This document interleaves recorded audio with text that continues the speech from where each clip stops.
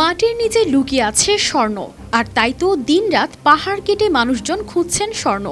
আর এতে সবুজ পাহাড়গুলো যেন পরিণত হয়েছে বিশাল কুয়ায়।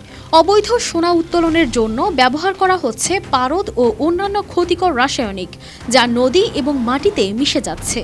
এতে পাহাড়ের প্রাকৃতিক ভারসাম্য নষ্ট হচ্ছে এবং ধ্বংস হচ্ছে বনাঞ্চল। এছাড়া এই দূষণের ফলে ক্যালি শহরের ২২ লাখ মানুষের জীবনের জন্য মারাত্মক হুমকি হয়ে দাঁড়িয়েছে।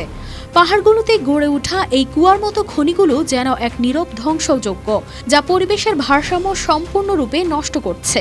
সম্প্রতি কলম্বিয়ার ফারালোনেস ন্যাশনাল পার্কে এক দুঃসাহসিক অভিযান চালিয়ে এসব খনি ধ্বংসের চেষ্টা চলছে। Double million offer, Walton fridge কিনে পেতে পারেন ২০ লক্ষ টাকা, রয়েছে কোটি কোটি টাকার নিশ্চিত উপহার। পার্কের গভীরে একটি অবৈধ খনিতে অভিযান চালায় বিশেষ বাহিনী। পার্কের ৩,৪০০ মিটার উচ্চতায় পৌঁছাতে তাদের ১০ ঘন্টার দীর্ঘ পথ পাড়ি দিতে হয়েছে। সশস্ত্র পুলিশ ও ইঞ্জিনিয়াররা একসাথে বিস্ফোরকের মাধ্যমে খনির প্রবেশপথ ধ্বংস করে। খনির সরু পথগুলো ভেঙে পড়ায় সেখানে পুনরায় প্রবেশ করা অসম্ভব হয়ে পড়েছে।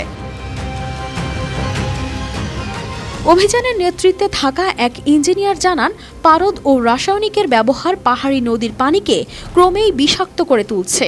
এই দূষিত পানি নিচের শহরে পৌঁছে মানুষের স্বাস্থ্য ঝুঁকি বাড়াচ্ছে। শুধু ২০২৩ সালেই প্রায় ১ টন পারদ এসব খনিতে ব্যবহৃত হয়েছে। জাতিসংঘের রিপোর্ট অনুসারে কলম্বিয়ার স্বর্ণের ৮৫% অবৈধভাবে উত্তোলিত। এমনকি অবৈধ সোনা উত্তোলন এখন মাদক ব্যবসার চেয়েও বেশি লাভজনক হয়ে উঠেছে। আর এই ন্যাশনাল পার্কের মতো এলাকায় প্রায় ৪২০টি অবৈধ খনির সন্ধান পাওয়া গেছে। এগুলো পাহাড় ও বনকে ধ্বংস করে, যা পরিবেশের জন্য বড় বিপর্যয়।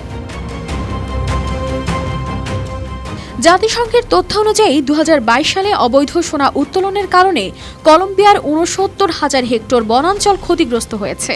বিশেষ বাহিনীর এই অভিযান পরিবেশ রক্ষা এবং শহরের মানুষের ভবিষ্যৎ সুরক্ষার একটি গুরুত্বপূর্ণ পদক্ষেপ।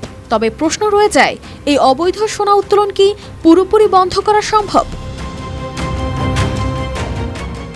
কানিস ফাতেমা শিমু, RTV।